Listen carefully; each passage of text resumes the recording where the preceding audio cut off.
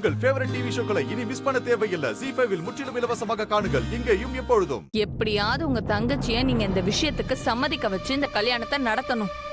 இல்ல அப்படின்னா கொடுத்த பணத்தை வட்டியோட சேர்த்து திரும்ப எனக்கு கொடுக்கணும் நீங்க. சரி வசந்த், போலாம்.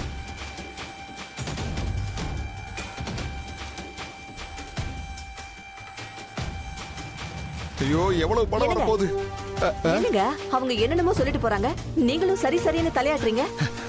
எல்லாம் நம்ம நல்லதுக்கு தாண்டி. இது பாரு, இனிமே நம்ம வாழ்க்கை தரமே உயர போகுது. பார்த்தல என் பொண்ணு எவ்வளவு பெரிய அதிர்ஷ்டக்காரின்னு. என் தங்கத்துக்கு கோடீஸ்வரம் மாப்பிள்ள தான் வருவான்னு சொன்னேன். ஆனா இப்போ கோடி கோடியா கொட்ட போகுது. கடவுளே.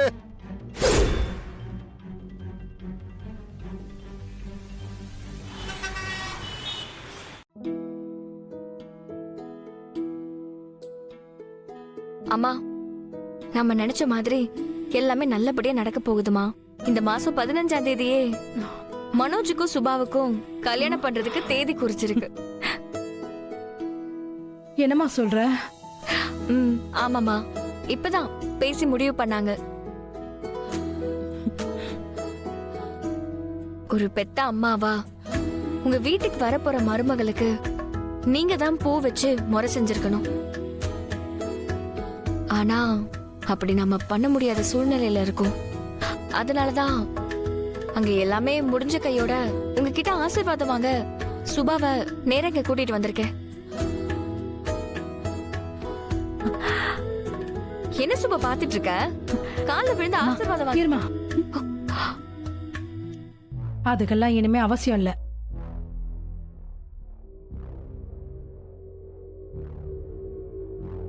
என்னமா ஆச்சு? அன்பரசி இவ்வளவு பெரிய விஷயத்த சொல்லிருக்காங்க, உன் முகத்துல சந்தோஷமே இல்ல.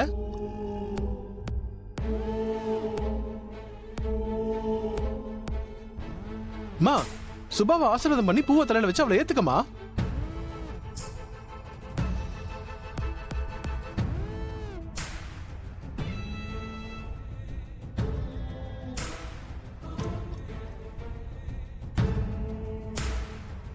என்னம்மா வந்ததுல இருந்து யோசிச்சுட்டே இருக்கீங்க?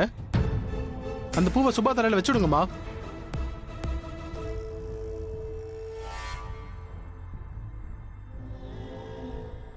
நான் ஏற்கனவே நீ கல்யாணம் பண்ணிக்க போற பொண்ணுக்கு பூ வச்சு ஆசீர்வாதம் பண்ணிட்டேன்.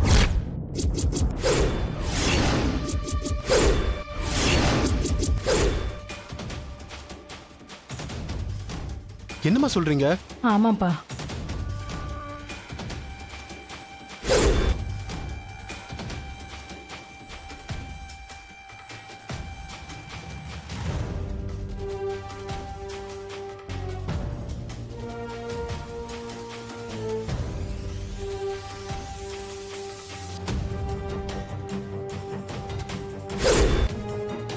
நான் வாக்கு கொடுத்துட்டேன்பா.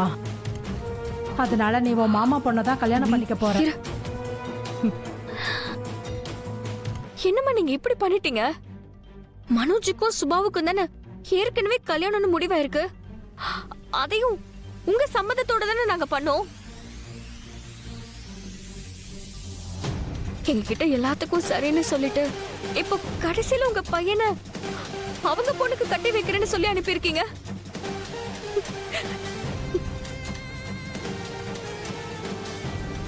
என்ன வேற என்னம்மா பண்ண சொல்ற? எங்களுக்குள்ள 1000 இருந்தாலும் அவன் என் கூட பிறந்த தம்பிமா. அவன் பொண்ணுக்கு ஒரு நல்ல வாழ்க்கை அமையணும்னு நினைக்கிறான்.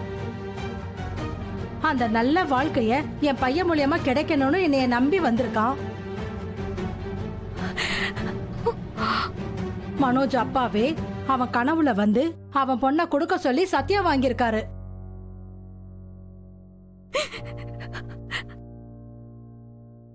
என் தம்பி அவ்வளோ தர்ம சங்கடமான சூழ்நிலையை சொல்லி அழும்போது ஒரு அக்காவா என்னால அதை அவனுக்கு பண்ணி கொடுக்காம வேற என்ன பண்ண முடியும்? அப்போ சுபாவோட நிலைமை, அவளோட வாழ்க்கைக்கு என்னம்மா பதில் சொல்ல போறீங்க? அவளும் உங்க பையனை நம்பிதானே இவ்வளவு நாளா இருந்தா. எங்க வீட்டுல அவளுக்கு மாப்பிள்ள பார்த்தப்ப கூட வேண்டான்னு சொல்லிட்டு வாழ்ந்தா மனோஜ் கூட தான் வாழ்வன்னு முடிவா இருந்தா. நீங்க தானம்மா அடிக்கடி சொல்லுவீங்க சுபா மாதிரி ஒரு நல்ல பொண்ணு மருமகளா கிடைக்கிறதுக்கு நான் கொடுத்து வச்சிருக்கணும்னு சொல்லுவீங்களேம்மா. இப்போ என்னம்மா ஆச்சு? நான் அப்ப சொன்னேம்மா, இந்த பொண்ணு பணக்கார வீட்டு பொண்ணு, என் புள்ள இல்லாட்டினா கூட வேற ஏதாவது பெரிய இடத்து மாப்பிள்ளையா பார்த்து அவங்க அப்பா நல்லபடியா கல்யாணம் பண்ணி வைப்பாரு. ஆனா என் தம்பியோட பொண்ணை பத்தி நினைச்சு பாருங்க. அவளுக்கு என் புள்ளைய விட்டா வேற நல்ல வாழ்க்கை கிடைக்காது.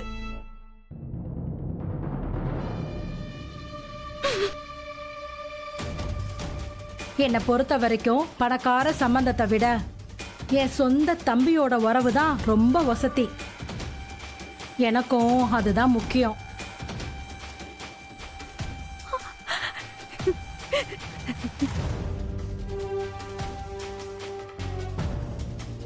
நான் என் வாழ்க்கையில சொந்த பந்தங்களே இல்லாம தனியா இருந்து கஷ்டப்பட்டதெல்லாம் போதுமா? என் பிள்ளைக்கும் அப்படி ஒரு நிலைமை வந்துடக்கூடாது. அவன் தனியா இருந்துடவே கூடாது. இப்போதைக்கு எனக்கு சொந்த பந்தம்னு இருக்கிறது என் தம்பி குடும்பம்மா. அதனால அந்த உறவு விட்டு போகாம இருக்கிறதுக்கு என் தம்பி பொண்ண என் பையனுக்கு கட்டி வைக்கிறது தான் ஒரே வழி. என்னம்மா எல்லாத்தையும் நீயே முடிவு எடுத்துருவியா?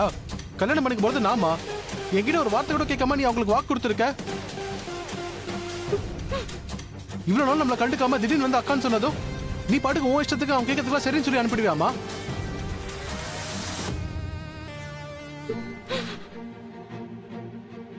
இங்க பாருமா, நானும் சுபாவும் காதலிக்கிறோம். நாங்க இப்ப எவ்வளவு கஷ்டப்பட்டு கல்யாணம் பண்ணிக்க போறோம்னு உனக்கு தெரியும்ல. எல்லாத்துக்கும் சரின்னு சொல்லிட்டு இப்ப வந்து மாமா பண்ண கல்யாணம் பண்ணிக்க சொல்ற. என்னால சுபாவை தவிர வேற யாரும் கல்யாணம் பண்ணிக்க முடியாதுமா. நீ உன் முடிவை மாத்திக்கமா. அவங்க கிட்ட எடுத்து சொல்லிட்டு தயவு செஞ்சு. இத பாருடா, என் முடிவு மாறாது. நான் சொன்னதுதான். நீ என் தம்பி பொண்ணதான் கல்யாணம் பண்ணிக்கணும். நான் அவனுக்கு வாக்கு கொடுத்துட்டேன். என்னால மீற முடியாது.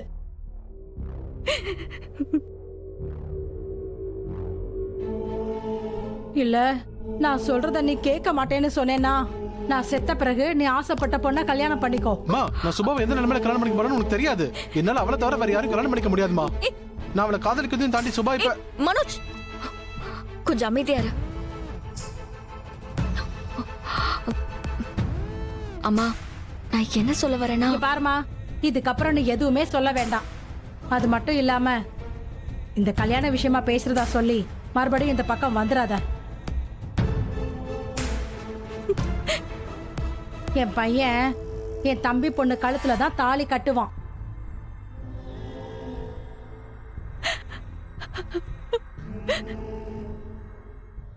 ஜீ5 ஆப்பை டவுன்லோட் செய்து அனைத்து எபிசோடுகளையும் இலவசமாக பாருங்க.